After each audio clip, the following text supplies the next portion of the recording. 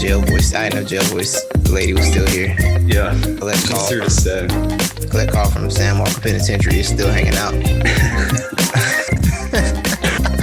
Ladies and gentlemen, good evening. This is Not the Experts. I am Titus. Here, that is Levi. There. You know what I'm saying? Nice little podcast. We keeping up with the weekly stuff, the weekly drops. You know, do a little later in the week than we wanted, but y'all know by now our schedules don't make sense. It's a miracle. Well, it says on the app that we drop bi-weekly. Fair enough. I'll take that. The average. Fair enough. That's fair enough. I guess we did because we didn't get to put the live show out. That didn't get to go out because I totally. Oh yeah, I forgot about that. I totally didn't record it on my end. I didn't realize until after we got done. I was like, But France had a copy of it because France recorded it back up, but he forgot. He said he was gonna send it to me. I don't think he got around to sending it to me. But yeah, it's good. It was fun though. And yeah, it was. The people miss it. The people wanted to do it again. They asked me about it yesterday when I was on. Oh really? Yeah, they're like, when y'all doing your show tonight? I said, not tonight. We'll hopefully be back like soon with it though. So good, because I was way underprepared for that. It didn't really sink in for me that. Oh wait, yeah, we're doing this live on a pretty big, platform too. And so yeah. I was thinking the whole time, I was like, I should have been more prepared. They was rocking with it though. Somebody called you Rick Bucher at one point. I don't even know who that is. Who is that? The NBA dude, the white NBA dude. He's just white. Y'all don't look like. He's just white and talks about the NBA. Oh. Y'all don't look like at all. It was just one of those things. Well, there's many like Bill Simmons. Nah, you don't get. Nah, that's too much. That's too much credit. Yeah, that's too much clout. Yeah, that's too much credit. They won't give you that much clout. Nah, I don't want to be. I don't want to be Bill Simmons, anyways. Yeah, the chat isn't that nice about. Yeah, they're not that nice. Like give you Bill Simmons. But yeah. So we here. We are deep in second round playoff action. Some series are finished. Some series still have games they played, but are finished. Coaches have been fired. Trades have been made. Apparently, this is the first time you've heard about a trade during the playoffs in the NBA. I can't remember. I don't think I've ever seen maybe. This. I don't think so either. Woj tweeted it, and I was like, "Is this the real Woj?" Hold on, let me make sure this check looks right. I'm so confused. So I had to go check. Then I refreshed to make sure he didn't delete it. I'm like, did Woj get played? Did you get played, Woj? This sounds like you got played. Do you get the bomb alerts? Is that what you do? Nah, my friend actually sent it to me.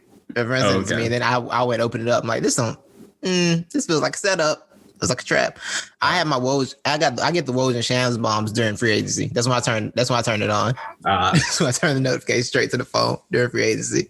Makes sense. Yeah. But let's start there, bro. So new president, GM, whatever his job is, it's president, right? Yeah, president basketball ops. Brad Stevens did his first major move today in trading Kemba Walker and the 16th pick for Al Horford and some dudes whose name I forgot. You got the names? I forgot them. Yeah, it's Al Horford, Moses Brown, and a 2023 second round pick. Yes, that's it. That's the list. I saw this and I couldn't stop. I literally just started laughing when I saw it. Why? Literally started laughing because you just traded. You had to send a first round pick out to get back Al Horford. Yeah, 2021. Al Horford. Okay. I'm sorry, I didn't know if you wanted me to interject or if you had more. I just want people to really sink into the Al Horford. You had to send out the number 16 pick to get back Al Horford. My first reaction was, damn, Brad Stevens loves some Al Horford. Maybe Brad Stevens knows something we don't know. Maybe Al Horford really is worth that bag. This is the classic case of you hired your ex-coach to do a front office job, and now he's bringing back all his old friends. Like when Doc was with the Clippers and you just have old ex-Celtics or guys who were good against the Celtics on the team, even though they weren't good anymore. That's what this is. So let me spin this real quick, though. Brad Stevens did a great job in this because I don't think Al Horford was the main piece he was going for here. I think it was Moses Brown, but he got his coach now. Brad Stevens is not going to be down there on the bench anymore. Who's going to be the player's coach? Oh, it's going to be Al Horford, the savvy vet who everybody loves and has great leadership. Here's the thing with this. My bad. I didn't mean to cut you off. Go ahead. No, I mean, I wasn't going anywhere with it except for he can entrust Al Horford to lead that team. See, here's the thing with this Al Horford leadership stuff. Al Horford's been on 2 teams that were dysfunctional fairly recently. He was on the Celtics team with Kyrie. That was a dysfunctional mess. He was there. That's not his fault, though, bro. He was there. He was in Philadelphia. He was in Philadelphia.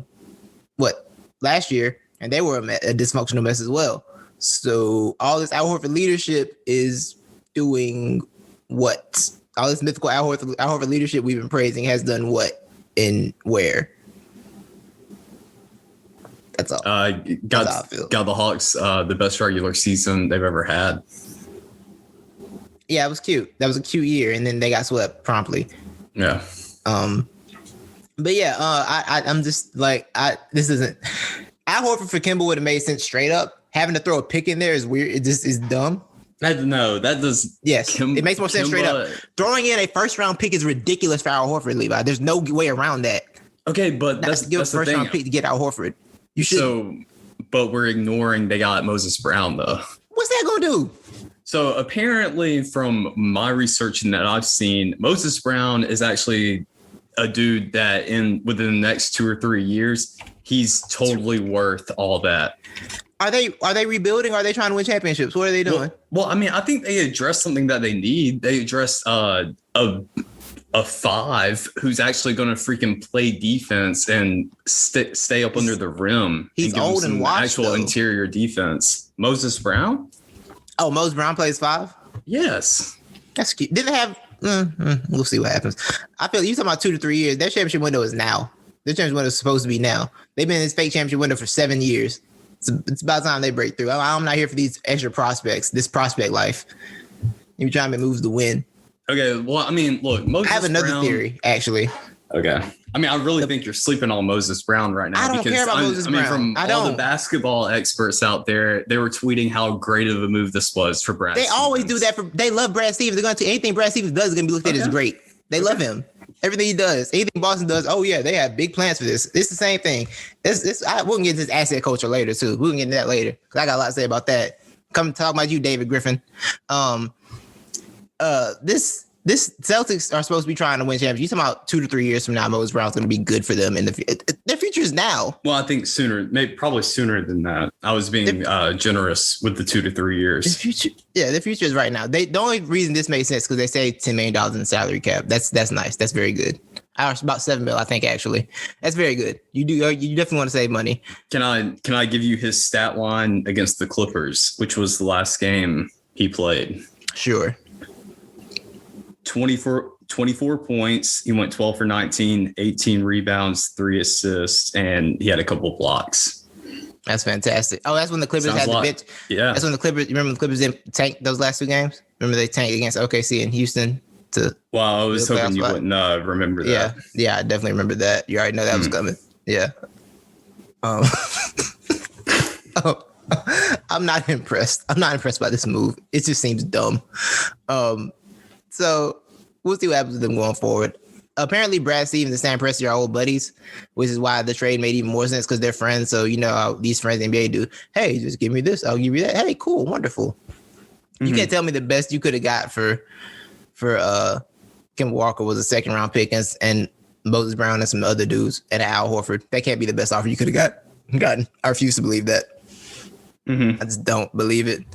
Let's talk about this for OKC. Sam Presti is hoarding draft picks to protect his job for the next 35 years. They're projected to have Zoom will filter that. Can you hear that? Yeah. Yeah. Hopefully Zoom won't pick that up. Word. They're projected to have 5 of the top 36 picks, and people are all excited about that. And like, oh look, they're gonna have all these draft picks. Levi, you know I'm not here for asset management, collection culture. I don't believe in it as a thing. How do you feel about this for the Thunder? Is this great hope for their future?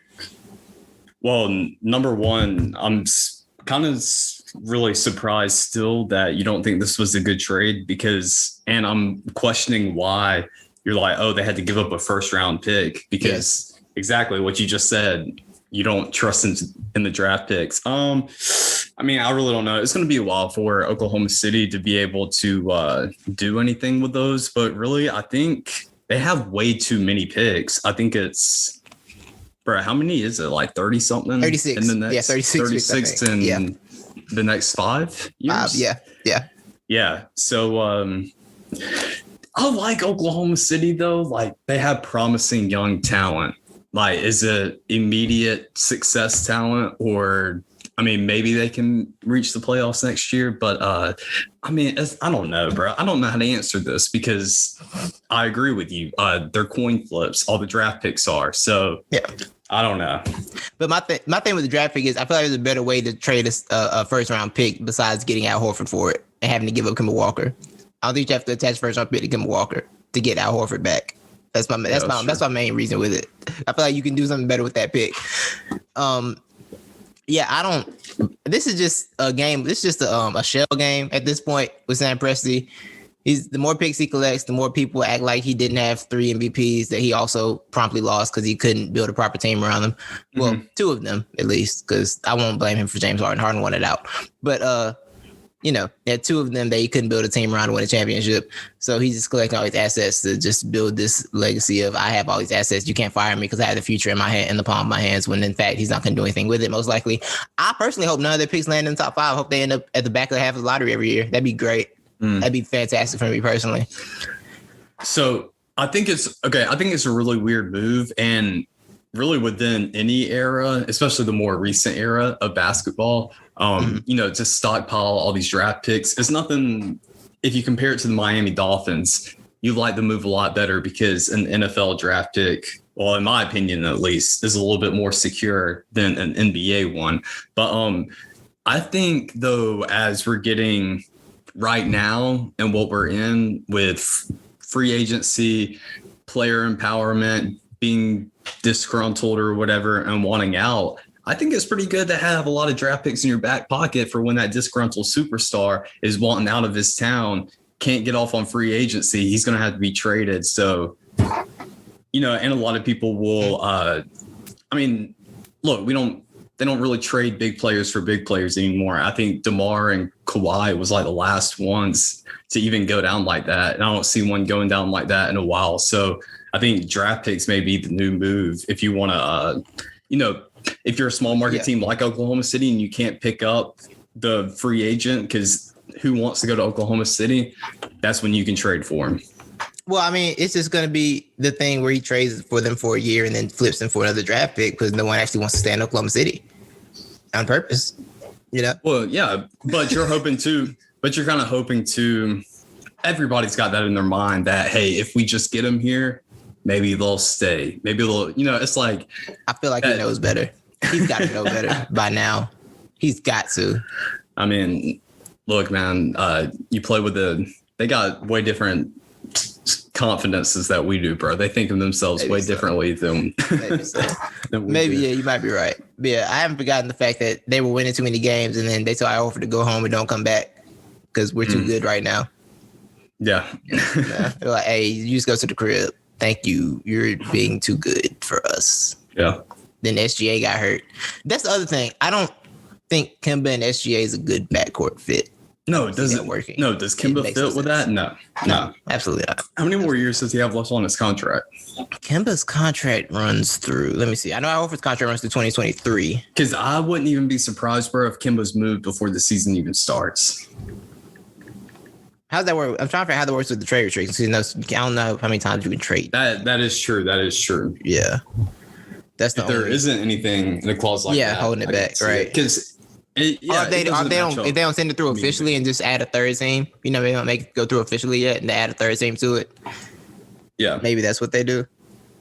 Kemba's contract runs through 2020 to 2022-20. He has a player option after next season. So okay. You already know he might opt into that. He might opt into that if they, I don't know. We'll see what happens with this OKC thing. A lot of coaches got fired and hired. Actually, no one got hired. A lot of coaches got fired. It's been a lot of parting of ways, a lot of separations. Where do you want to go first in the country? Probably the country you'd like to go to first. Is Carlisle the latest one? Him or Van Gundy? I thought, was that the same day or was that a different day? I don't remember. Oh, I just learned about Carlisle really today, bro. Oh yeah, it happened. Yeah, that happened like early yesterday, I think. Yeah. Oh, On the Notes app. On the Notes app, they sent. He took a screenshot of his Notes app and sent it to Wojnarowski. Oh wow, wow. After he resigned. Wow.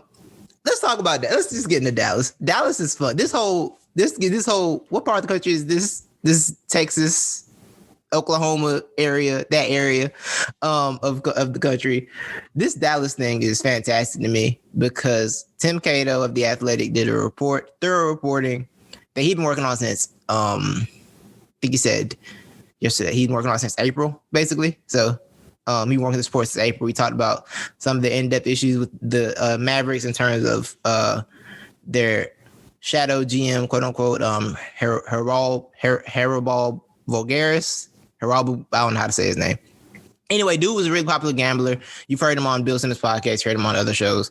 He basically built an empire of gambling, understanding the numbers, understanding metrics, stuff like that. Mark Cuban brought him in as a consultant or something to handle some. I think he had an official title, but he apparently was becoming very influential in the locker room and not in the front office, having say over decisions, stuff like that. And it rubbed a lot of people the wrong way because he's kind of a dick and no one really likes him. And he also, just seems to have Mark Cuban's ear too much. Mark Cuban, of course, called the report, and Luka Doncic also doesn't like him. He's not a fan of him. And in the reporting, the report came out, Mark Cuban called it total BS. Mm-hmm. And then in the span of that, 3 days later, he has lost his general manager. Don Nelson they have parted ways with Don Nelson, and his coach resigned. Mm-hmm. So I don't know. Seems kind of true to me, Levi. That's some wild circumstances. I guess, with all this turnover, I think that does solidify the story as being factual. Right. I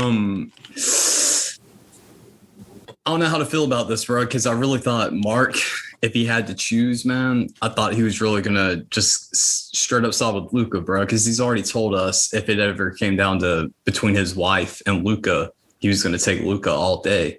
So apparently he would take Luka and Vulgaris over his wife all day and then just contemplate for the rest of his life over which of the two he really wants. Right. I don't know, man, because I bet this dude's cocky, bro. And I know that's the way he's been described by people. Oh, for sure. Yeah. I've also heard people who know him. Was it Amin knows him, doesn't he? Isn't that who he was talking on behalf of the other day? I think when I heard him. Possibly, I don't remember. Oh, okay, yeah, he was a little bit. Yeah. Yeah. So Amin described him as a very smart guy, actually. Oh, he's for sure. And No, I think everybody knows he's smart. Yeah, he's smart. So, but he's also one of these numbers guys that doesn't understand the personal side of basketball. Like one of those types. Yeah, exactly. I mean, he's one of those dudes you kind of want because he does address the aspect where, I mean, people who are usually algorithm guys or these numbers guys, they're not very well suited or well equipped when it comes to the personality side or personal side. But but when his ego pretty much ruins all of that and crosses the line, that's where you got to tell him to go. But I don't think Cuban's going to do that. Yeah, he's the I can run a team guy because he knows numbers. He's the I can build a better franchise guy. Like that fantasy player you play with who just thinks they win, you're good at fantasy, so they think they can actually build an actual team, and he's that guy. No one likes that guy. But I kind of have a hard time hating on him though, just because you have a hard time hating on anybody who's hateable. It's like your thing. That is true. Okay, I know that. I know that. That is true. That is something I've come to grab. What is it? Come to grips with whatever. Yes, exactly. I've grasped that in my hands, and but the reason why is because I get it, dude. He's probably a big a-hole, but at the same time, I respect it because that's the ultimate fans or like gambler's dream is to be so good at that somebody you can work your way up into an actual professional. You can't say he worked his way up into it. Worked his way up as a stretch. Yeah. Okay. He hopped over. Hopped over. I know what you're saying though. I'm saying, exactly. If I was killing all my prize picks, bro, I'd be telling Travis Schlink right now to get me up at the Hawks, bro. They need me. So, but not see Well, I was listening to the Low Post yesterday, and Tim Man was basically talking about how dude is like, he's just like a really cocky guy. He rubs everybody in the wrong way. Like he's a smart dude, but he's doesn't know how to communicate with people. And that's where, like you were saying, you want a numbers guy, but you want their information, but you just want them to like, shh. You just shh. I don't need you to talk here. I need you to just tell me. I will convey the message. You shh. And they said, but Garris was calling meetings without Don Nelson being there. Yeah, that's calling crazy. Staff meetings. That's like, crazy. who are you? What? I'll backhand you. Watch your mouth. What are you doing here? But yeah, so it's a wild situation. There was Zach Lowe said yesterday that months ago, because we gotta get into Luka as well. Luka and Rick Carlisle had issues, it seems, as well, of course. But apparently months ago, Luka, like on the sideline in the game, literally yelled at Rick Carlisle, "Who runs this? Who coaches the team? You or Bob? Who's the coach? You or Bob?" Oh, yeah, yeah, dog. It's bad in Dallas, man. Yeah, Dallas is a dysfunctional mess. Yeah, toxic. It is for sure. I think it's not. I think we got to do some revision history on Mark Cuban. He seemed like a good. I won't say he's a terrible owner, but that one championship saved him from a lot of slander. Because he has not done a great job since then. Honestly, he's had this idea that Dallas will be able to get superstars, which they haven't. Like, for instance, want to come to Dallas, which that hasn't happened. The man couldn't even keep DeAndre Jordan, for God's sakes. Yeah, I feel like this is Mark's getting exposed a little bit lately as like, maybe you're not great at this like we thought. Like, you have great ideas, you're very innovative, but at the actual part of this that you're doing, you're not that good at it. You're really not. And I think that's getting exposed a little bit here. I do want to say also that the next step, no matter what happens with Dallas in terms of coaching, front office, Luka is going to have to mature. And he's 21? So I feel like that will come in time. But you can't be out there pantsing the coach like that, bro. You can't be asking the coach who running the team in front of everybody. Relax. It's rude. It's a rude behavior, man. It's just me. Like, Luka's got to get that in check. You know, he does. And he was very upset about Don Nelson thing, because Don Nelson's been scouting him since he was 14, basically. So they have a different type of relationship, because Don was going over to Europe and watching him play a lot. Yeah. See, he's close to Don. He was hurt by that, but also on the surface, I don't think cleaning house is a bad look, because Nelson's been there 25 years. At a certain point, we got to go somewhere in a different direction. Yeah. Carlisle's hasn't won a playoff game in a decade, a playoff series in a decade. You know what I'm saying? It's like, at a certain point, I do get going a different direction, but the way they got to that direction is the problem, right? Like, the way we got here is the issue. Like, we got to that place we needed to go to, but we went around 7 lanes. We went through 7 lanes of traffic. We could have just went this other way. You know what I'm saying? It's a weird. The future's not bright, and I don't know. This as coaching hire is important, because Luka don't seem like the type to get swindled by Mark, like Dirk Nowitzki did all them years. Must have, look, just take this pay cut. I'm gonna get somebody in here. All right. Hey, I got you, Wesley Matthews. Yes. How's it feel? That's what Mark was doing to Dirk. Well, I don't know who they all have right now when it comes to. I know Tim Hardaway Jr. His contract's up. I don't know who else is in this free agency market or who has contract options right now. Luka. I know. Nah, Chris Ops. His contract didn't up. Woo. Oh, yeah. How much longer he got on that? Bro, he signed a 5-year max, right? Or was it 4? 4-year max when he got traded. Right. You know who could use Kristaps? Who that? The Oklahoma City Thunder. Oh, there were some draft picks that way. There were some who draft was it that picks. tweeted that? Someone tweeted, and they said it sounded like Sam Presti's burner account, because they tweeted I gotta find it. I want to find the exact tweet. So somebody predicted this or tweeted they did. that? Yeah, they did. Oh, no way. But yeah, doesn't it make sense though? Because that's a huge contract right now. You don't have a lot of I mean, Oklahoma City got a lot of money in the bank right now. Yeah, Chris Mannix, this is a tweet. First Horford, now Kemba. We're going to brand this move, absorb a bad contract, rehabilitate the player, and then move him for another distressed contract and a first-round pick, the Sam Presti. As one, I wouldn't say they rehabbed.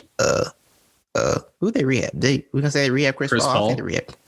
Did he really rehab them though? Because he was kind of good in Houston. He was, but we didn't know. But he had James Harden, so Chris Paul went in there and people thought he was going to be washed. We thought he was going to be washed. You're right. Well, yeah, and what was he going to do with that young, unexperienced that we didn't know was much of a talented team? But yeah, he said, as one exec tested, a Kemba for Porzingis swap next year seems inevitable. And someone said that exec that texted him was probably Sam Presti. It makes perfect sense. Yeah, I could see that. Also, I don't think a Kemba Luka backcourt's what you want either. But I can see Mark Cuban trying it. I don't know, man. That doesn't work. It doesn't. Yeah, that's a lot of we both need the ball. Yeah, Kemba can't really play off the ball. Low key, Jalen Brunson's kind of the perfect match for Kemba. I like what Jalen Brunson brings for them. For Luka. I'm sorry. I like Jalen Brunson a lot. I like Brunson a lot too. Yeah. So yeah, Dallas, they got a lot to get right because like I said, Luka. I don't see Luka being. Do you see Luka being like a Dallas lifer no matter what? Because I don't see it. At first I did, but now no. Yeah, I don't see it happening. But yeah, I think if the Kristaps Porzingis thing worked out better, I mean, I don't think we're here right now.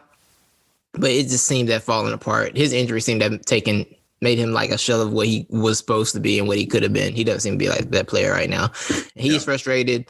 Luka's frustrated with him. I don't think they like each other that much. They don't have a coach now. They don't have anything. And Mark Cuban said after the season, like, look, I don't believe in firing a coach unless you have a better idea to replace him. And I guess you better find that better idea. Yeah. It's better find that better idea, dog.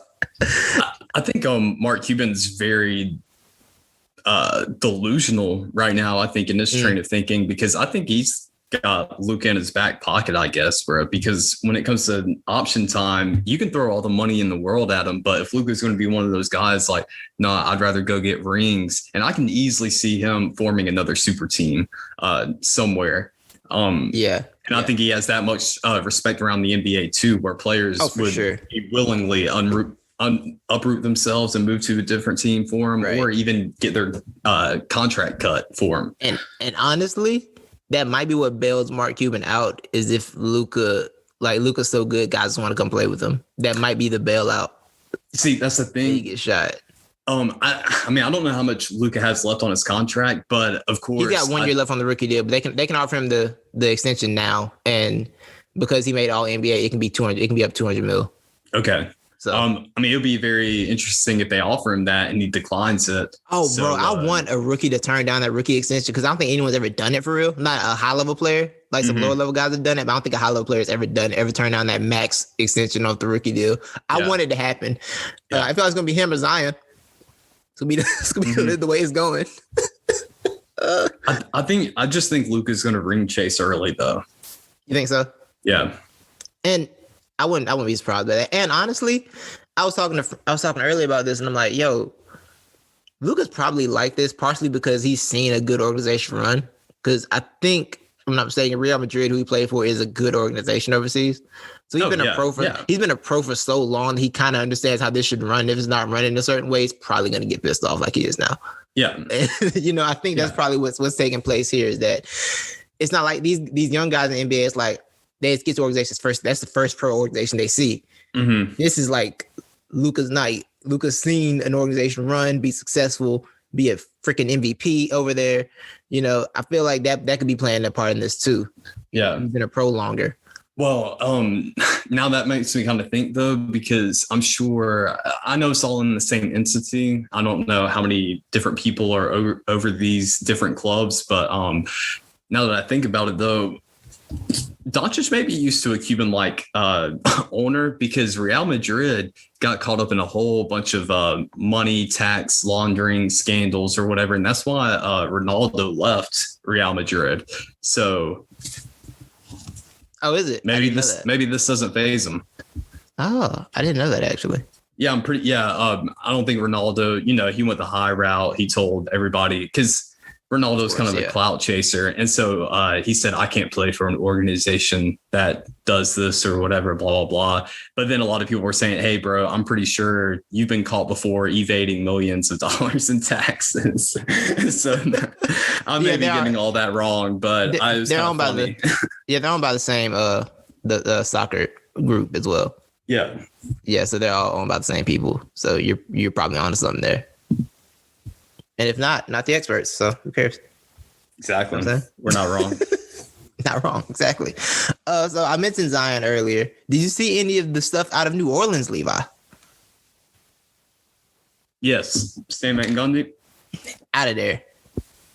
I feel bad for being as right as I was about the Stan Van Gundy fit.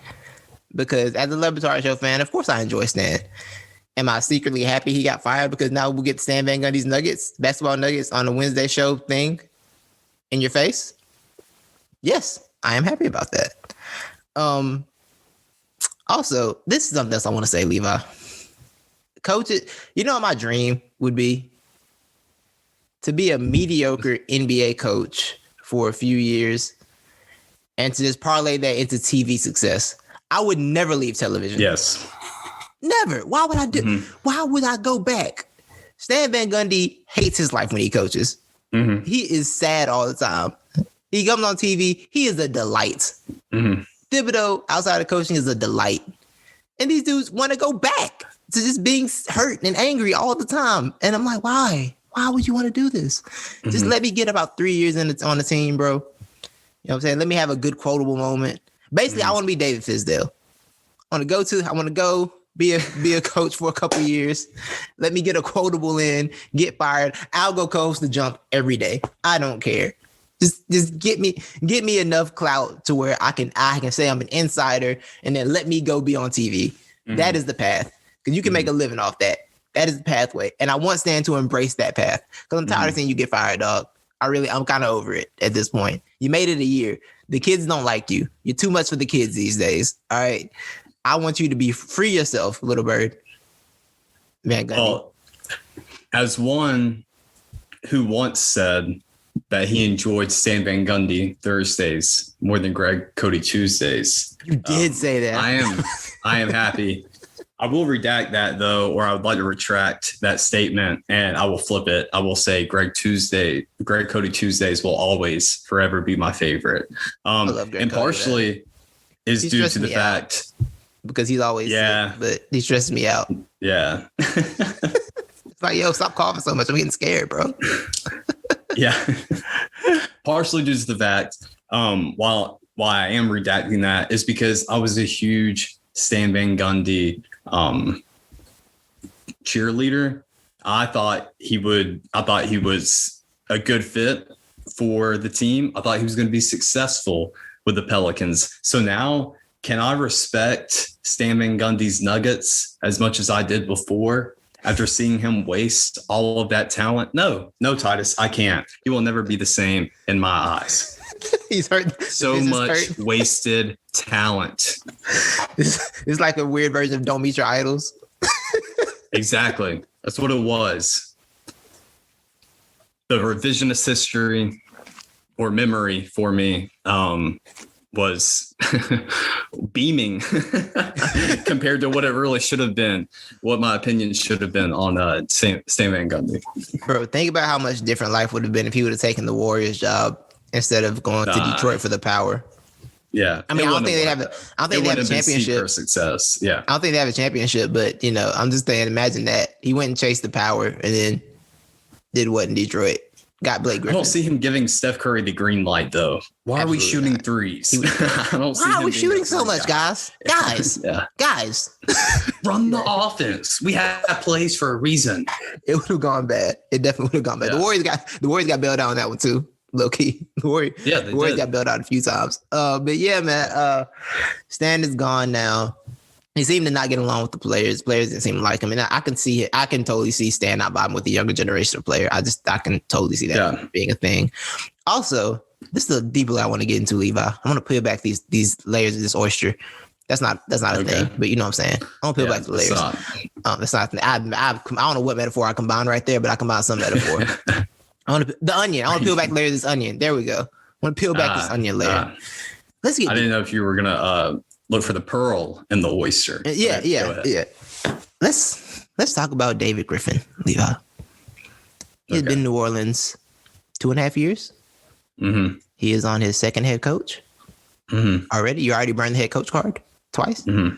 He's put together a roster that seems to not actually work that well for some reason. Like Lonzo Ball might not be there after this year, and that was a big piece of the trade. So you only got basically Brandon Ingram out of this deal.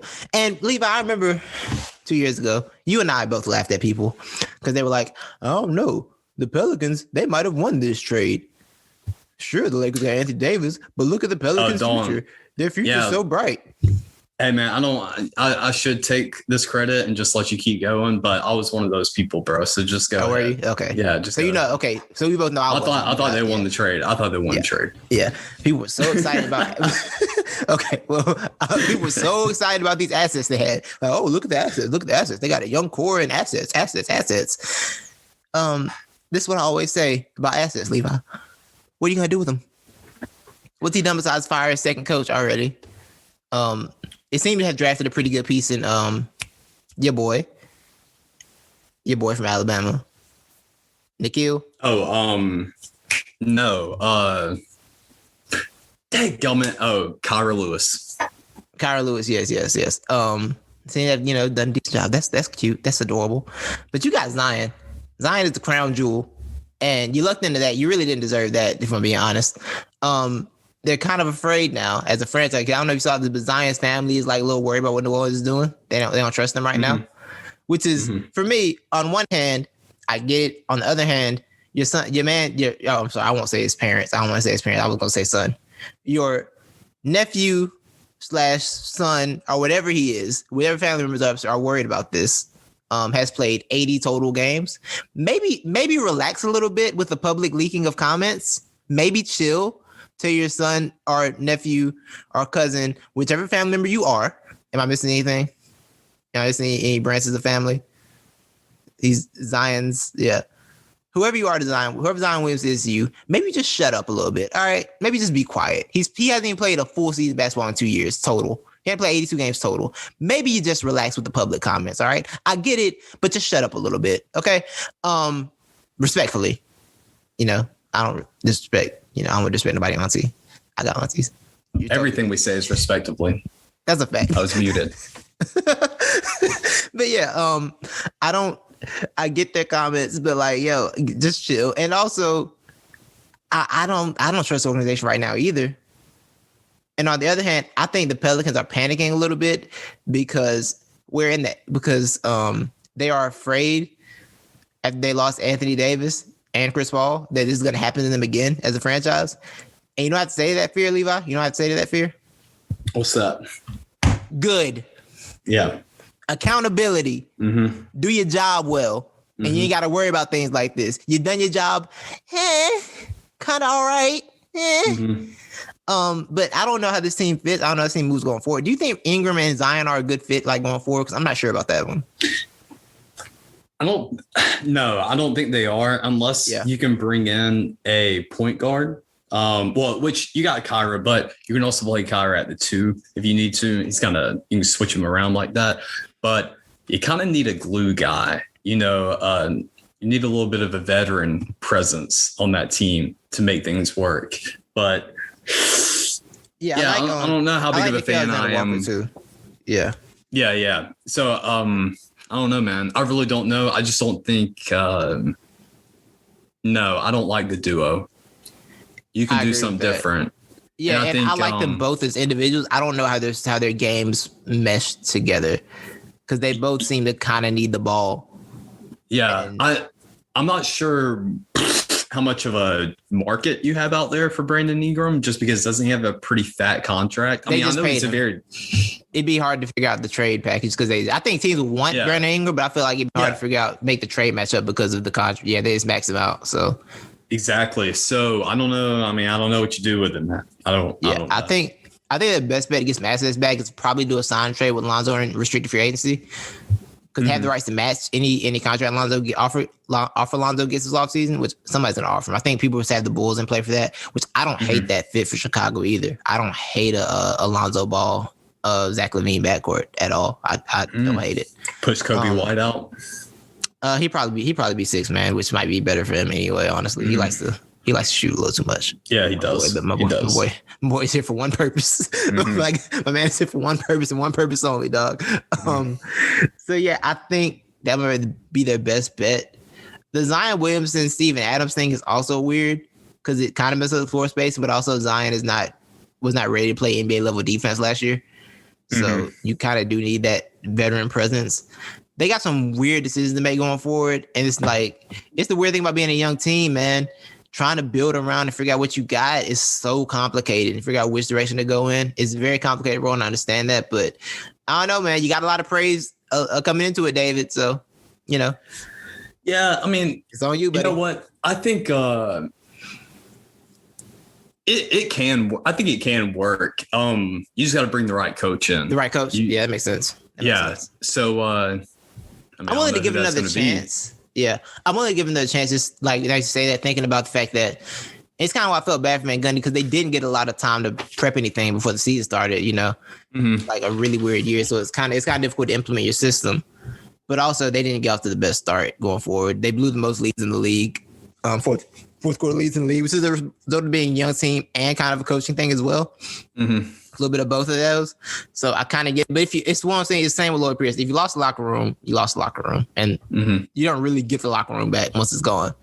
That thing is gone for you for forever. So hate it, but I don't know. We'll see what goes on with New Orleans going forward. But Zion's family, y'all don't relax. Cause see, the thing is, people gonna stop liking Zion because his family is talking.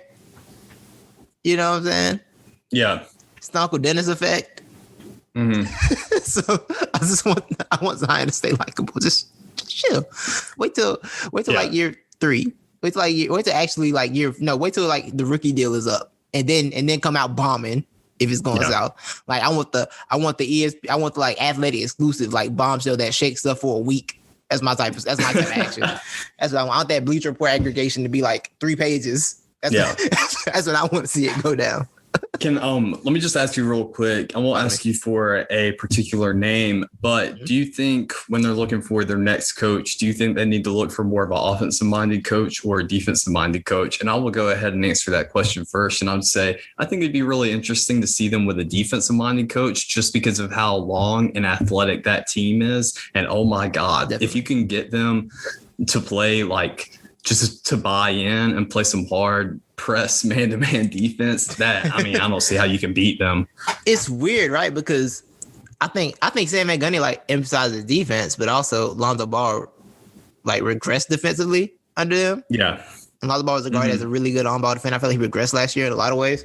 I think they should probably go defense. I think defense is the hardest thing for a young team to understand anyway. Yes. Right.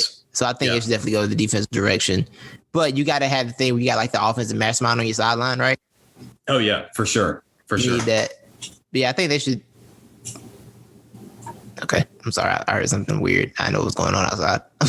I froze. Outside I got weird. And I froze. I think that's the key. So you think they should take a retread or kind of go in a younger direction? I already know the eye. Prepare. Go ahead. Will you roll your eyes for me? All right, it's done. Okay, so I know I'm biased, but if we are you about to say Nate Oates? No, Nate McMillan. I was about to say Nate McMillan. He'd be a great coach for them, actually. Yeah. Oh. No. Okay. Nate, so I like Nate. Nate just don't win playoff games. Nate just didn't win playoff series, so I had to question him earlier. No, I like Nate though. Nate's a good coach for sure. Yeah. So I think y'all gonna max him out. I think we are. I don't see us letting go of him, and I still don't know how to feel about it because you know me, I love Nate McMillan, but also while watching, you're also not hire the interim guy. Yeah, and you're like me. You're not the believe in the interim guy. Yeah, and I was the same way. I'm like, he already won playoff series. He low key about to win another one. It's gonna be weird to let him go. Because Lord, if you let him go, you don't get this far next year. The homie, what's the owner name? I always forget his name. Of who? The Hawks. Oh, I mean, we don't have a particular owner. Are you talking about the GM? The dude that's facing the dude's at the face of the operation. What's the dude that faces the operation? Oh. I never remember his name either, bro. Let's see. He always makes his wife come out and do stuff. She seems like a lovely woman, but he always makes her come out and like do all the stuff. You know what I'm saying? Is it Anthony Resler? I think that's it. That sounds right. I think. I don't know. I guess. I think it's Anthony Resler. Okay, yeah. The homie. It's the CEO of Aris Management who owns the Hawks. Okay, yeah, the homie Resler. If you fire Tony Resler. Tony Resler. That's there what we go. Yeah, Anthony. Yeah, because Anthony didn't sound right to me. I was like, Anthony. Yeah. If Travis let Nate McMillan go and then they didn't make it this far in the playoffs next year, Tony and Travis gonna have a conversation that Travis. Oh yeah. So you gotta bring Nate back at this point. Oh yeah, because Nate McMillan saved his job, bro. So I don't think Travis Slate's gonna let him go. Right. You know what? I think for New Orleans, I think for New Orleans, bro, who's the coach we talked about all the time that didn't get a job last year? Is it gonna be Kenny Atkinson? Because that's the name that just popped up in my head. Kenny Atkinson. Let's go, bro. Kenny Atkinson, dude. I think we had the light bulb go off at the same time. Right. Yeah. He is a young talent whisperer. Like the homie Q said last week on the show. He got the one great narrative the rest of the season, and people been living off it ever since. Mm-hmm. Like Kenny Atkinson is the guy for a young team. I think go get Kenny, make it happen. I think that's what we said. I think that was my suggestion last year. I think it was too. I think we're in line with that actually. Yeah. I think we're yeah. So go get Kenny Atkinson. They need to hire us, bro. I mean, we definitely need to be Griffin needs to hire us. Yes. We need to be consultants for sure. I'll go down to eat some beignets every day. Yeah. I would be over with. So you know what I noticed, Levi? Mm-hmm. We've had a good amount of coach firings. You know, Terry Stotts is out. We all knew that already. Mm-hmm. You know who's still somehow up there hiding and employed? Scott Brooks is gone somehow. Yeah, Scott Brooks. Yeah. You know who's still employed? Luke Walton. Oh, yeah. He's up there just chilling like, don't look at me, don't look over here, don't look over here. Bro, it's Sacramento, bro. When have we known Sacramento to be we're making moves, let's go. What I read today on our NBA, thanks to our NBA, was basically that they probably scared to fire him because they're already paying like 4 coaches. Yeah. I'm like, exactly. That makes sense. That's such a free De'Aaron Fox, bro. Yeah. Free Fox. That whole team, bro. Buddy Hield. They got a lot of athletes. Free all on of them. Team, yeah, free everybody. Free all of them. Just launch the Kings franchise to the sun and free all the players. I think make the expansion team and just move all those guys to Seattle. It's so sad, bro, because I think Sacramento really is the true death, like career death destination. It's the destination. Yeah. Shout Harrison Barnes. Shout Harrison Barnes. Look up there. Career killers. It is. That's a fact, though. Well, I think that covers the free agent stuff. So you want to get into these playoffs right now? What we got going on? Yeah. We got speed through it. Yeah. Because you have a game to watch. I have a game to watch. Yeah. You have a game to watch. The Utah Jazz are done. And unfortunately. Yeah, it's one thing to get through Mike Conley being hurt. It's another thing when Mike Conley's hurt and Don Mitchell also has a bad ankle. Mm-hmm. Also has a bum ankle. It's a little too much for them to take over to deal with right now. How you feel about Utah? Because I don't know if I love them or don't love them. Because they annoy, the way they play basketball is so cool, and then it's really irritating.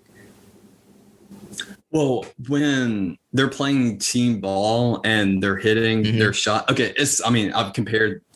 Let me go back to the Atlanta comparison. When Atlanta is hitting their shots, it is beautiful to watch. I love watching them. But when we're not hitting our shots, we're the worst freaking offensive team there ever has been. And I want Nate McMillan fired. So, that's really how I feel sometimes when I'm watching. You can really fit in with Philadelphia fan culture. Yeah, I know. You really I think that's why. I think that's why I hate them so much, because I know they're mean. You're like a weird cross between Philly fan and Heat culture guy. It's like some random terrible baby. Yeah. Well, I mean, it's you're sort of a Philly guy, so it's you and all my Miami people rubbing off on me. That's what it is. Too much bad influences around me. Anyway. I'm not even influencing a positive. I'm not even like influencing like they support your team no matter what kind of way. I'm influencing in a get. I almost said something. In the get these dudes off my television kind of way. That's my influence. But Donovan Mitchell and Jordan Clarkson are two of the most fun guys to watch when they have the basketball in their hands. And then you got shooters like Bogdanovich, Ingles, plenty of other guys too. I'm just not thinking of right now. When they're stroking, it's beautiful. Great catch and shoot guys, and they rotate the basketball well. And you got Rudy Gobert down there ready to block any of your shots. So it's pretty fun. Right. But when they're not on, bro, I'm turning the TV off, or I'm really going to bed because it's midnight on my side. So I'm going to bed. Yeah, I agree. Like, it's so much fun to watch them at the beginning. I'm like, when they're bombing at the beginning of the game, like, this is so much fun. But then they keep doing it and keep missing. It's like, y'all would do anything else? Are we just going to keep doing this? They'll keep missing. Yeah. It's like, they get caught up in because they hit some they're able to hit ridiculous shots. So then they're like, let's keep shooting ridiculous shots. I think that's what hurt them last game, right? Is they couldn't get Mitchell. They were hitting. I mean, Ingles started 6 for 6 from 3 or something ridiculous. He was going off, Bogdanovich was going off, and it's like, okay, Mitchell didn't really get his offense going, and he was trying to force it a little bit. That's the one thing I think Donovan could work on is that he doesn't. Sometimes I'm gonna let the game come to him. He tries to go force the game a little bit too much, which I also understand why he does it because he's basically the only like creator on the team for himself. He's the only guy who can really create for himself besides Clarkson, like you said, and Clarkson not start. So he feels like he has to force it, especially without Conley being there. But sometimes you just gotta just let it come to you. Don't just try and go get it sometimes. You know what I'm saying? You gotta pick your spots within that aspect of it. That's one thing I think Mitchell can work on for sure. But yeah, Utah, man, I like them, but I just think it's too much for them. No Conley, Mitchell is just haggard. I don't think they can get through this series. It might be and I think exactly, dude. Now, if it was Conley and Mitchell fully healthy, but I would say the biggest factor in this, even though Donovan Mitchell is definitely the MVP of that team, I would say Conley has shown to be more important because just like what you said, without the veteran controlling and facilitating the offense, Donovan Mitchell's trying to force up way too much stuff. And so Conley's a lot better at too. Exactly. Yeah. And so he sets up the shooters better. He sets up Donovan Mitchell better. So yeah. I mean, I may have just made the case that he actually is the MVP of that team. Yeah, I think Utah's in a weird spot where like they are a talented franchise, but it just didn't work out for them this year. I don't think they have to change too much this offseason. I think they can kind of run it back, honestly. They got to go after another Mike Conley-esque guy to help him out because you can't count on Mike Conley to be healthy all season. You're right about that. Yeah, with his age. Right about that. I think this was them losing Kawhi and beating him and they lost, bro. The Clippers lost Kawhi. Took a crazy first half from the Jazz, stayed in the game, and then got the dub on the road. Like that was a crazy big victory for them. That was very impressive for them. So I feel like the Suns are going to walk to the finals. Basically, is what we're going to deal with. All right, Suns will walk to the finals at this point. Well, I mean, how long is Kawhi out? Kawhi's towards ACL, so. Whoa. You didn't realize that? Yeah. No, I did not know this, bro. It's an ACL. It's an ACL. Oh, dude, so much basketball news. I can't keep up, man. And to work, I'm the only person in my department. I've been juggling everything, not the experts, but holy crap. Yeah, Suns walking to the finals. Yeah, excuse me. I don't think they're official. Well, I saw ACL yesterday, but now I think they're trying to fake this like it's a day-to-day thing. But I think I heard it was ACL. Maybe it's not a full tear or something. Maybe it's like a partial tear or something like that. He'll try and take it day by day, but you can't cut. Like partial ACL tears are okay for regular people. Yeah. NBA players can't deal with that, which sucks. But yeah, I think the Suns are gonna handle this.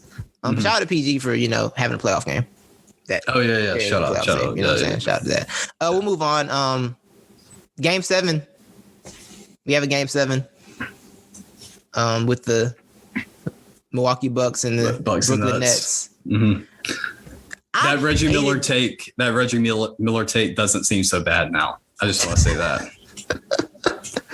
Yo, can I say that I've hated every game of this series? It's not one of the worst series I've ever seen. It's a weird series. It's not close. Yeah, because none of the games have been close, really. Yeah, like they got smoked the first two games. They went on. No one's won on the road yet. That's the other part. No one's won a road game.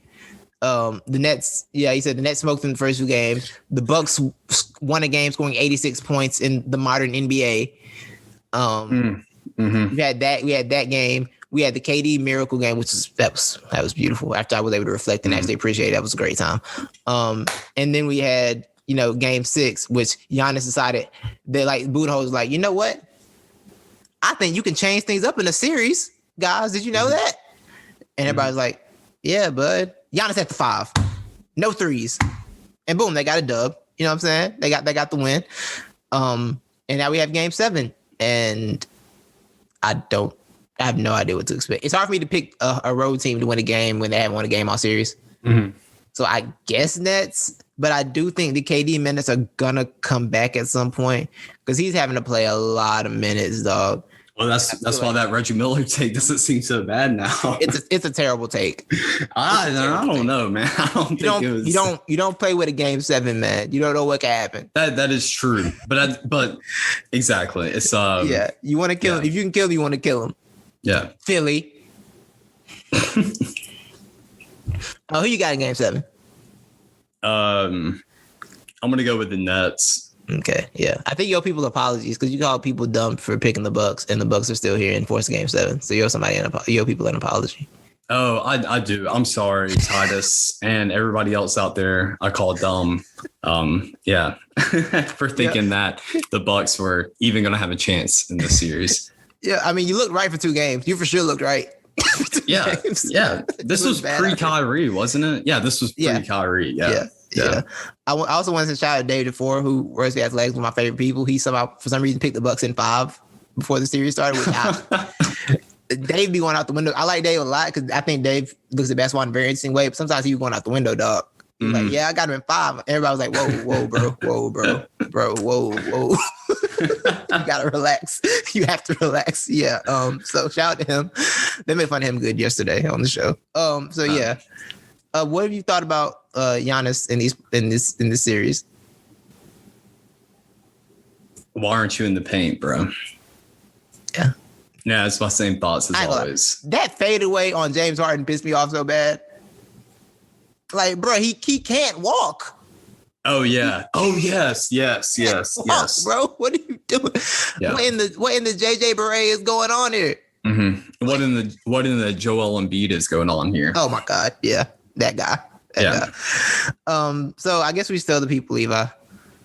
Everyone knows I've been a Philly supporter, affiliate, and affiliate, if you will, you can spell with Philly. See what I'm saying? And APHILL. Why? It. Let's make that up. An affiliate of Philly of 76ers. I abandoned my post fairly recently after the game. What was that? Was that on Monday? That game, the last game in Atlanta, game 4? Monday or Tuesday, I think, something like that. Yes, Tuesday. I abandoned my post because I watched Embiid go for 12 and in the second half, shooting all jumpers and trying to Euro step in the lane and kept falling down 73 times because he was hurt. He has a bad knee. And I realized that Philly had no chance of actually making the NBA finals. So I was like, I was only here for the finals. And once I realized they were going to the finals, I was like, you know what? I don't need to watch any more of this series. I didn't even see the epic collapse in game 5 because I was over it. Didn't watch. It's like, there's no point in me doing this anymore. Well, you didn't see the game 1 loss either. I did see most of the loss. I thought you didn't watch that game. Game 1? Oh, game 2. Yeah. Sorry. You saw the game 2. Yeah. You didn't see the game 2 win. Y'all had. Yeah. I did watch the game 3 win, though. I watched that whole thing. That's when I thought the curse was lifted. I said, the curse is lifted from me. I've been freed. Yeah. Maybe sports superstition isn't a thing, is what I realized at that point. And then game 4 happened. I have no reason to watch the series. It's just depressing at this point. So I've abandoned Philadelphia. I no longer have any investment in this series. I'm over it. Whatever happens at this point. Even if Philly wins, I'm not going to be happy about it because honestly, bro, I think you even as a Hawks fan can acknowledge this series should have been over. Like Philly kind of should have ended this, right? Like you can, honestly, Philly kind of had the opportunity to end this, kind of should have already. You acknowledge, okay, cool. I'm glad we're on the same page there. And the fact they didn't is indictment on the entire franchise as a whole. And you know what I'm starting to believe, Levi? This is payments for the sins of Sam Hinkie. Sam Hinkie made a mockery of basketball with his little process, and now Philly cannot prosper because of his sins.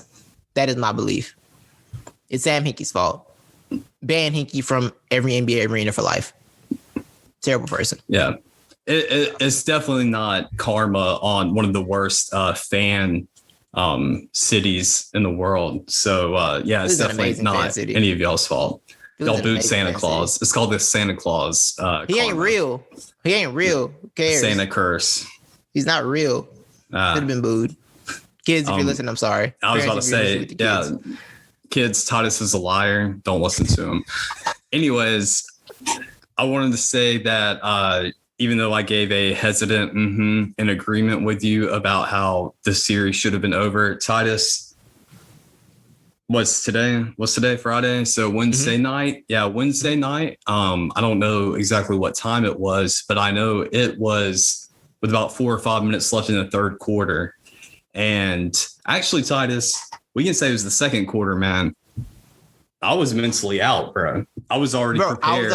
I did surf Twitter, and I saw a lot of Hawks fans doing what a great season. Weren't you supposed to be your eulogies? I told you. I texted you. Yeah. And I was very disappointed to hear that you didn't watch any of that game. And so I texted you and just trying to get you to grasp of how big of a comeback it was, that I was actually going to be one of those guys that I hate and say, you know what, Atlanta, I'm so proud of you, man. Like I was already coming up with the whole Twitter message in my mind. Yeah. And then, 2 minutes later, 2 minutes left in the third quarter, we start hitting some buckets. Might go a little crazy. And then we did it, man. Like Philly completely folded, bro. Like at one point halfway through that fourth quarter, I knew it was ours in the bag. Even though we didn't even have a lead yet, y'all were so defeated and y'all reverted straight back. They reverted straight back. A Philly reverted straight back to who they originally are. And it's Joel Embiid taking fadeaway shots and Ben Simmons being too scared to drive. Here's the thing with Embiid, right? I feel like, I don't think what Capella says is necessarily right, but I feel like the problem with Embiid is he forgets that he's hurt for some reason. Capella said. Well, he said something about Embiid gasses out or whatever, and when he gasses out, it's a different ball game. I don't think that's necessarily the case. I think it's the fact that he's going so hard trying to end the games early, and he's like forgetting that he's limited. And then second half, he's like, I can't move like I did in the first half. Like, bro, pace yourself, dog. You have to pace yourself. You cannot do this for 40 minutes like you did before. You have one knee. I think you just described the term gassing out. I don't think he's gassing out, but gassing out makes it seem like it's a conditioning thing. I don't think it's that. I think it's literally the fact that he has one knee. You know what I'm saying? That is true. And I think what you're saying is true, but at the same time, with Joel Embiid's track record, it does make you think that too, because I've had the same opinion as well, as that, he's still eating McDonald's, late night McDonald's and drinking sodas. Or he changed his diet drastically this year. He made a big point. Yeah. So, but I'm just saying that's the, that's what automatically pops into your mind when you think of Embiid. Like Capella trying to say himself, makes of this rope-a-dope figure. Like, shut up, Capella. You've been out here getting cooked. Shut up. Yeah, he was. He was, and he gets bailed out. And I don't know. For me, I don't know whether it's a function of the offense, whether it's like, because this is the thing that some of these teams have done in the playoffs, specifically the 76ers and the Bucks. They have these really good halves. They do, even the Jazz a little bit. 3 teams. Their first half team and the second half team are 2 completely different teams. And it makes no sense. Team in the first half moves the ball. Everything flows smoothly. They have an offense that makes sense, seems cohesive. Second half comes. It's just, I don't know. Everybody looking at each other like, I don't know, bro. What you want to do? Mm-hmm. Like the birds in Jungle Book. Yeah. You know what I'm saying? Like, what you want to do? I don't know what you want. That's what offense turns into. And it's really weird. I don't know why that's happening so much and why it's 3 different teams. Well, I know why the Bucks are doing it. Budenholzer. Why the 76ers are doing it, I don't necessarily get it. Why the Jazz are doing it, I don't get it either, because we're both big Quinn Snyder guys. I feel like they're a better coach team than that. Mm-hmm. It's a really confusing thing. It's really frustrating to see. And the other thing, like you said, when you what you said about Philly, when they got the lead, you were done with them. You realized it was over when they started coming back. They are not mentally prepared for this. Like they don't have the like no other team. There's no other team in the playoffs right now that would. Well, I'm sorry, there's another team. I would expect that from the Clippers. The Clippers to blow a lead. Only two teams I would expect to blow a lead in the playoffs are the Philadelphia 76ers and the Clippers. That's it. Like no matter what lead. I would expect the Hawks to, which we almost did in Game 1. Yeah, I don't know. The Hawks are a little mentally tougher than Philly right now. For some reason they're here. Yeah, exactly. They believe. And I do. I do want to clarify to the whole. So yes, at many points during the series, going into the series, man, even though I looks like correctly predicted Hawks in 6 with Lou Williams as my X factor as a shot creator, dude, like it's been back and forth for me because yes, the 76ers should have swept us, bro. Like on paper, in my mind, they should have. And in many points in this series, it looked like that Philly and Atlanta showed their true colors. And that's when Philly was absolutely dominating the Hawks. But at the same time, I do have to think too that, bro, we have been absolutely poopy poop, butt soup shooting ever since the fourth quarter of the first game. And that's when we let that huge lead dwindle, and it looked like we were about to lose it because we couldn't hit a freaking shot. And that's how it's been all the way through this series until the fourth quarter of last night. So really, that's another thing. If the Hawks were really just shooting consistently, we could have won this series by now, in my opinion. It really goes back and forth. I feel like Philly made great adjustments defensively to make it hard on Atlanta after Game 1. But then somehow they weren't able to translate that to getting the series out here. Because when they won 2 straight, I was like, okay, they're going to end this, and this series is going to be a wrap. And then it wasn't a wrap, and I saw Embiid do. I said, okay, they're probably done. Like this is not. I don't know. I think they're mentally prepared. This offseason is going to be really weird for them. A change is probably coming. Tobias Harris, that might be the untradeable contract. I don't know what you do with that. I really don't. What you do with Tobias Harris because he's so come and go. But he's going to give you what he can. And what Tobias can give you is about, I might give you 17. Sometimes I might give you 28. Probably going to give you about 15. It's hard to. They got too many wild card type players, right? Mm-hmm. Like I'm BSI, so I can't say too much about Ben Simmons. As I run the Ben Simmons fan club, I can't say too much on air. I say things off the record about him. You know what I'm saying? But like, you don't know when he's going to decide to go off for like 17 and a quarter, or when he's going to decide to take one attempt. Well, a whole game. You're right. You don't necessarily know which quarter it's going to be. You know for sure it's not the fourth quarter though. So you just got to pick one of the 3.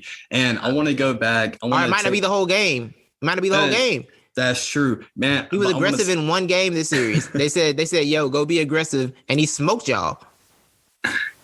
Yeah, that's true. And then he was out here throwing one armed alley. That alley was so pretty. That one armed alley. That's my. I kind of want to go back with my answer and address also what you were saying about teams who crumble in the fourth quarter and how that seems to be a characteristic, and we don't know why. Well, I think it's pretty explainable for the 76ers, and I think it's kind of the same for all the teams that you mentioned as well. Is because, bro, they don't have a guy who can go out there and get his own shot and wants to get his own shot when it comes to crunch time in the fourth quarter. And we finally have that, bro. Like Atlanta, we finally have a Trae Young who's a shot creator, who's an absolute menace.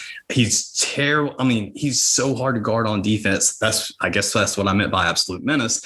But we got that guy. The 76ers don't, because Joel Embiid, whether he's gassed or right now injured, maybe he would have been doing this. And I think he is the guy to do this. And he's a center. That's the other thing that makes it difficult. Well, yeah, it's harder. Yeah. He's the center, but dude, like there was a lot of matchups in that game yesterday where he was taking fadeaways, bro, and he could have easily posted that dude up. And so that disappears in the fourth quarter. And then Ben Simmons, he can't keep going to he can't keep driving, bro, because in fourth quarter, teams are going to start fouling, bro, and he's not going to the free throw line in clutch time, and he's not even going to put himself anywhere remotely in that situation.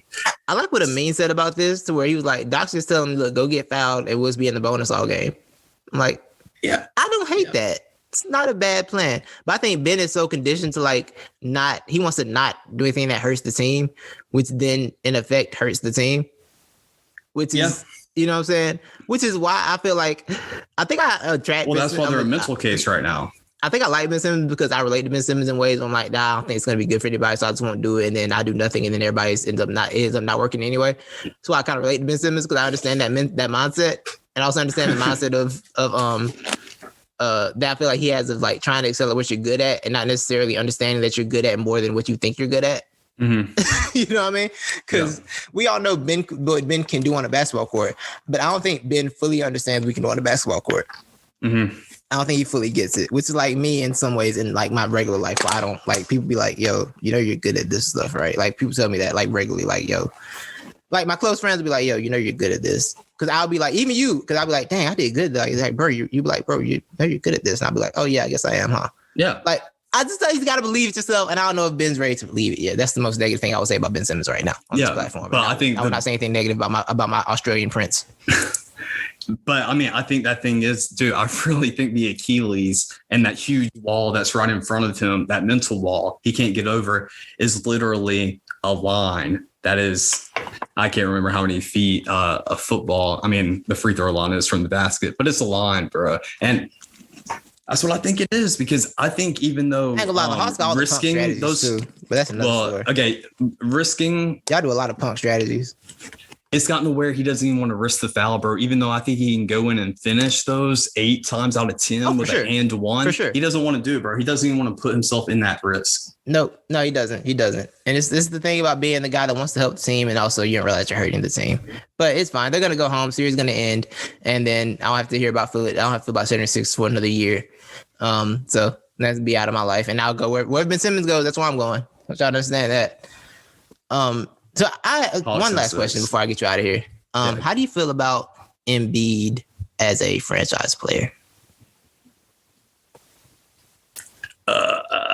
You're the I mean, I'm the wrong person to ask, bro, because Joel Embiid has made it on my list, bro, my hater list, and so screw him. He pushed through a lot this series. Well, that and to whatever. We're not going to get into his argument. He's you don't like the fact that he does what your point guard does every game? Oh, okay. Yeah, bro. That's Trae Young's. Those are Trae Young's foul calls. Those are Trae Young's. Your point guard that kicked somebody and got a foul call the other game on a shot? Yeah, that point guard? Oh, okay. Anyway,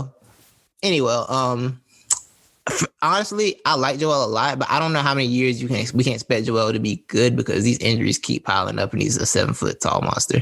Mm-hmm. And those dudes don't decline gracefully. It's just gone one day. You know what I'm saying? Mm-hmm. So I do worry about him going forward. And I said this last year too, when I'm like, I don't know what you do with Embiid as your franchise guy because I don't know how much you can trust him because the injuries pile up. And once again, he's in another playoffs where he's gotten hurt again. Mm-hmm. And it's a weird spot because you can't give up on a guy like Embiid, but also I feel like you need to have that contingency plan in place. Like, bro, look, I don't know what we're going to do going forward with this, you know? Mm-hmm. So they're in a really weird spot. So I wish them the best with that. And I wish Embiid the best. I like Embiid, but it's like, I don't know how that's going to work out going forward with him as your franchise player. This is what I was telling somebody arguing about this with Giannis. He was like, oh, people think Giannis is better than Embiid. Like, bro, Giannis is at least available. Like, Giannis isn't taking major injuries in the playoffs. There have been multiple major playoff series where Embiid's been unable to finish because he's been injured.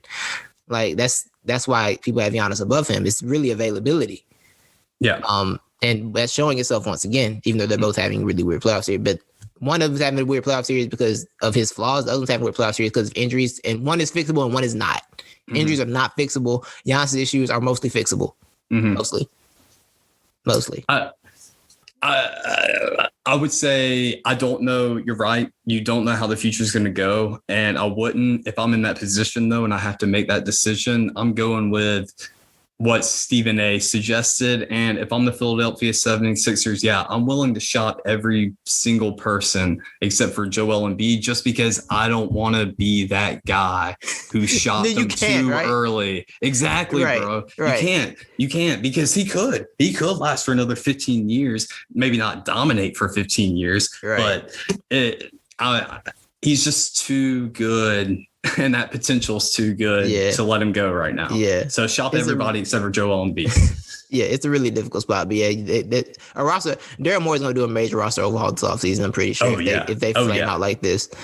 But for years, haven't we? I mean, I know I have. I think we've both been on the same side of this. It's been time to apart Simmons and Embiid. I know you're BSI, but I wanted to give another shot this year because I felt like the roster they put together last year was just weird, a really weird fit. They tried to build like a super defensive roster, which sounded really good. Like defensively, Al Horford, Joel Embiid, and Ben Simmons sounds really good on paper. If Al Horford's going to hit threes, which he wasn't, so it just didn't work out with Tobias Harris. And Tobias Harris he really can't play the three that much. It seems he got to be more of a four. So it was a strange fit they put together last year. Like they had a $140 million player come off the bench at one point. Al Horford had come off the bench. That's how bad it was. You know what I'm saying?